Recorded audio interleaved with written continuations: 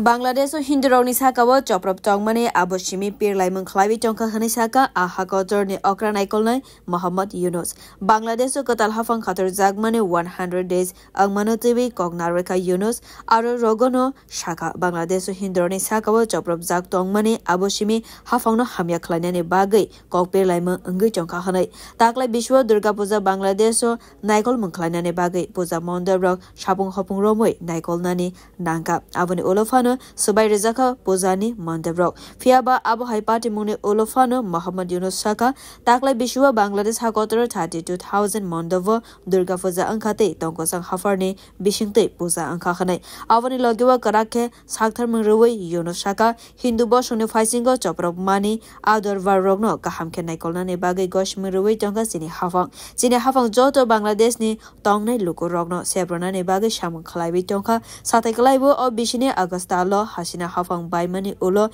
Hindu Songrogni Sakawo Choprok Mani Nukzaka 17 crore Lukuroni Bisingo 8% Simi Hindu Tongo Agostalni Ulo 2000 Kahai Choprok Zagmani Partimuk Patika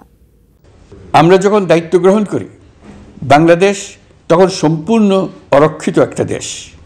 এই সময় ধর্মীয় সংখ্যালঘুদের মধ্যে অহেতুক আতঙ্ক ছড়ানোর চেষ্টা করা হয়েছে কয়েকটি ক্ষেত্রে তারা সহিংসতারও শিকার হয়েছেন কিন্তু এটা নিয়ে যেসব প্রচারণা হয়েছে তা ছিল সম্পূর্ণ অতিরঞ্জিত অল্প যে সমস্ত সহিংসতার ঘটনা ঘটেছে তার মূল কারণ ছিল রাজনৈতিক কিন্তু এইসব ঘটনাকে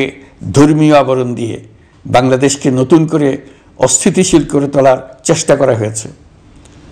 আপনাদের সবার সহযোগিতায় আমরা দৃঢ়ভাবে এই পরিস্থিতি সামাল দিয়েছি আমাদের দায়িত্ব গ্রহণের 2 মাসের মাথায় দেশে দুর্গাপূজা উদযাপিত হয়েছে প্রায় ৩২,০০০ পূজা মণ্ডপে দুর্গাপূজা উপলক্ষে নির্বাহী আদেশে একদিন অতিরিক্ত ছুটি ঘোষণা করা হয় যা উৎসবের আমেজকে অনেক গুণ বাড়িয়ে দেয় দুর্গাপূজাকে ঘিরে আমরা ব্যাপক নিরাপত্তা প্রস্তুতি নিই